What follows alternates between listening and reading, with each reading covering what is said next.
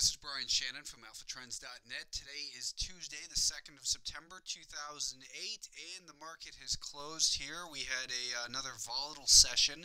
Market opened with a big gap higher, and then obviously that failed. Let's take a look at the 1-minute chart to start out. You can see that the market did gap higher and continued to squeeze those shorts for about 10-15 minutes, and then made this lower high in here. Got trapped below the declining VWAP at that point, and from there it was pretty much downhill the rest of the day. So on the daily time frame, you see here that we came down and touched upon that declining 50-day moving average, and we're right back in the middle of the range that we've been looking at, which is basically about 130.5 down towards 136.5. When we look at the 30-minute time frame, you can see here that we pretty much got up to these highs from mid-August, right at about that 130.5 level, and then backed off aggressively, obviously, from there.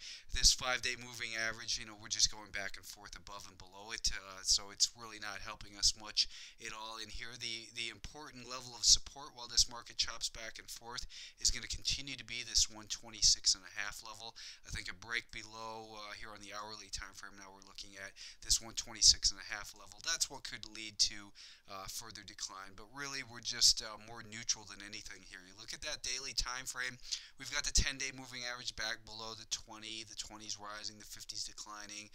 It just shows a big picture of indecision in here. I stand by what I've been saying for a while, which is it's a day trading environment, and you have to really be on your toes to be involved in this market and be able to make any kind of money on it. Friday I'd said that the Solars continued to be a group that was performing well, and I pointed to YGE as a potential short squeeze candidate. This morning on the blog, about half hour before the market, or half hour into the market activity, I said, basically, I'm out of this thing. It's not doing what it's supposed to do here, and really there's no reason to continue to hold.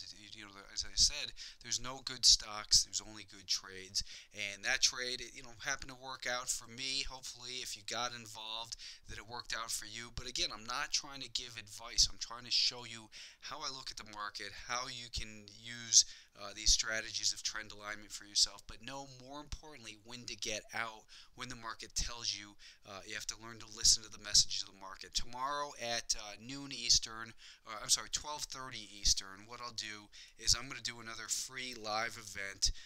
Check my blog for details on that, but that will not be recorded. We'll be talking about individual stocks, and hope to see you there.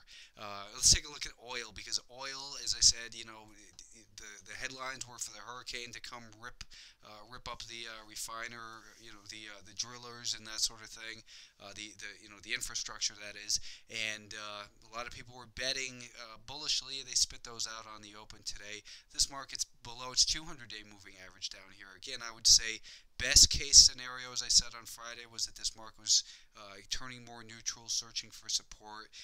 But often these sideways the sideways activity typically resolves itself in the direction of the primary trend, which is now lower here. So again, stay away from oil. Same with natural gas. Natural gas was down 9% today. There isn't one person who's been able to successfully pick a bottom in this market. It just continues to get destroyed. The path of least resistance is lower. Eventually you'll be able to point to what the bottom was, but there's no clear signs of that right now. So I continue to say stay away from it. Too much indecision. It's a tough market out there, and surprisingly, with the market as weak as it was today, the financials were actually up 1% today.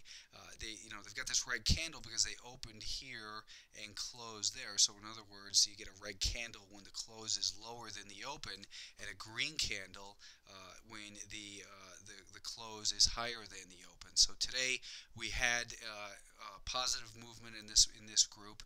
Looking at the 1-minute time frame, though, you can see the same thing, though. The action was really dominated by the sellers. Although we had closed higher on the day, the market was being distributed basically all day long. We saw it below that daily VWAP. So most of the people who bought long in here today, actually, the average price this market traded at was about 21.73. So the average long actually lost money in here.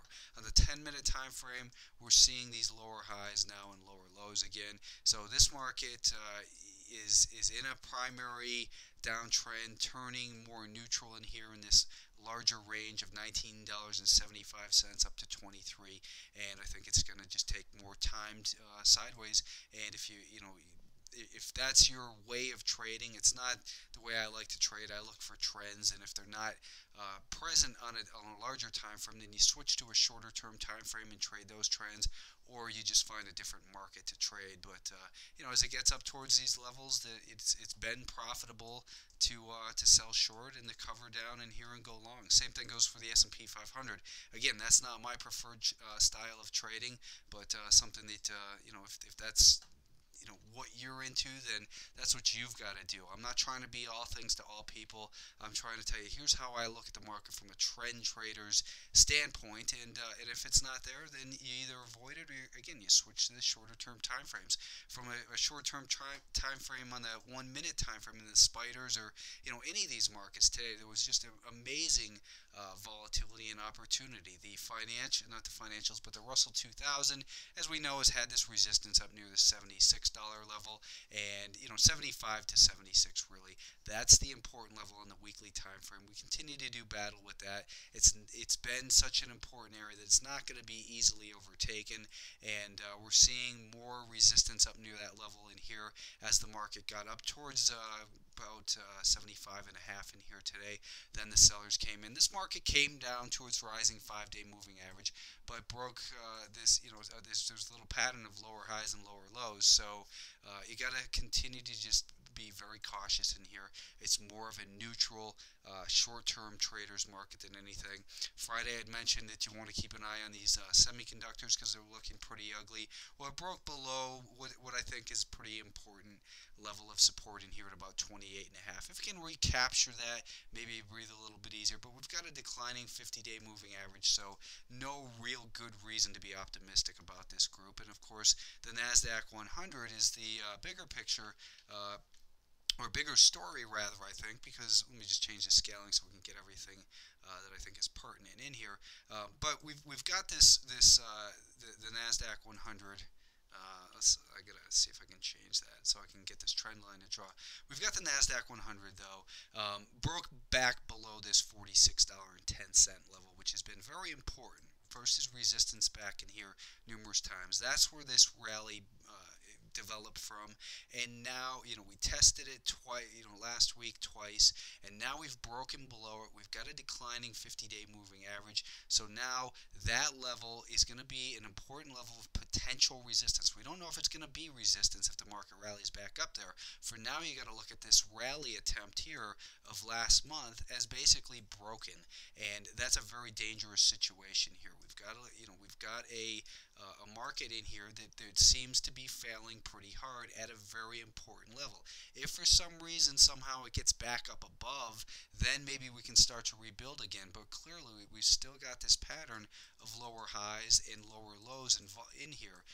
Yet Friday we saw the market break down. Today the market gapped up, was unable to get past this level, so it wasn't able to make a higher high, and then it began to really sell off hard in here.